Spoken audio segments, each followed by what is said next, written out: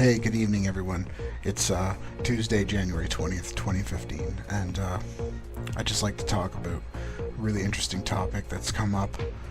This off the Huffington Post was posted yesterday at 10:05. Military man, wife, daughter found dead in an apparent murder-suicide. So, let's get into this.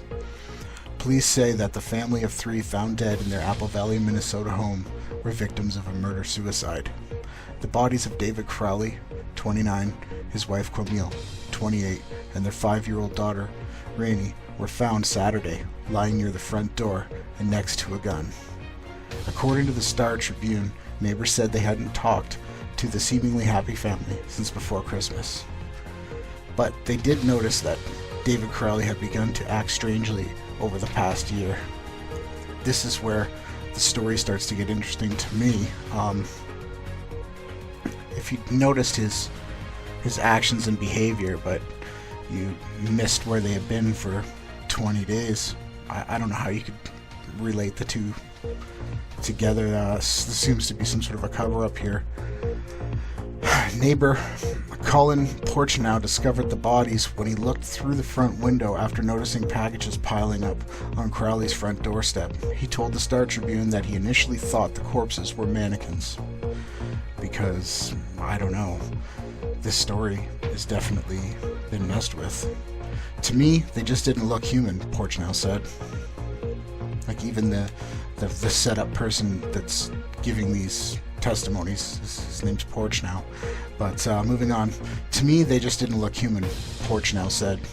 On Saturday, responding officers found the bodies and the family dog, who was reportedly wild and aggressive. Well, if these three beautiful, innocent people were murdered and left for dead, you could only imagine that a dog would go crazy after over 20 days, over 30 days. Porchnow recalled that he awoke in December to something that sounded like gunshots, but he didn't think anything of it. This is, again, you wake up to gunshots, but yeah, you just go back to sleep. It was just a bad dream, I guess. So, Porchnow said he noticed David recently started wearing fatigues. He apparently was an ex-army vet, so he probably wore fatigues all the time, despite having completed his 5-year stint in the army. Yeah, that's correct.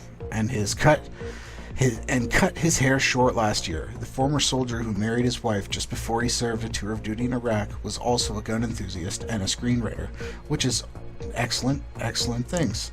He wrote and directed a film called The Gray State. I think we need to take a little bit deeper look into this gray state, for which the trailer shows militarized police force as well as FEMA agents killing Americans to force the New World Order.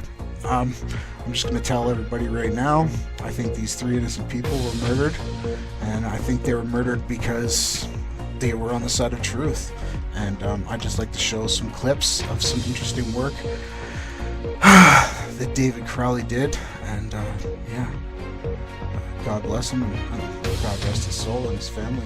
It's such a sad story to hear. So let's get into a little bit of his work, This Gray State, and what this man was all about. Is the gray state real? Absolutely, it's real. We see it every day. We see it in the news. We see it on headlines, but people still don't acknowledge it.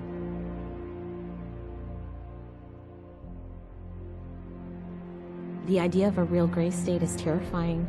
It's a battle for your mind and your choice and what you do with that choice. It's a game of numbers, and we're losing.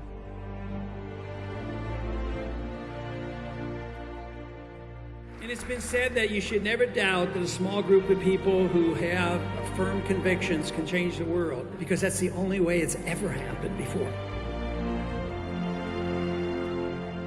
Liberty doesn't come from our government. Sometimes they think they're passing it out, and sometimes they are always restricting as if it's their liberty rather than our liberty. We should fight tooth and nail for our freedom, because without our freedoms, we're not America. We have permitted our government to undermine our civil liberties, all in the name of safety and security. Never sacrifice your liberties for safety or security, because you'll end up with neither. This is what's happened the last 4 years. The evidence is out on the table. The monetary system doesn't work. The foreign policy doesn't work, leads to endless wars. The economic system is deeply in debt. took the rights from you, you will pay hell to get them back. This document is the only thing that's going to save us, and if Barack Obama refuses to follow it, as he has demonstrated time and time again, nothing's going to change, folks. What's happened now is that you're seeing the mobilization of federalized police. National Guard in our city streets, and this stuff is happening.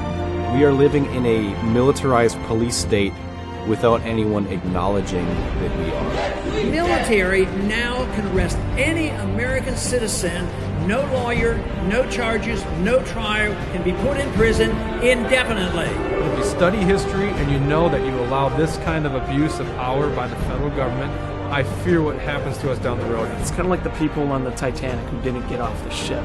They call us dangerous. Of course we're dangerous. We're dangerous to the status quo and the people who've been ripping us off. Should we be following blindly like this, or should we stand up? Change this country, go back to our roots, decide that we want to live in a free country and not in a country rapidly drifting toward totalitarianism. We need to reverse the course.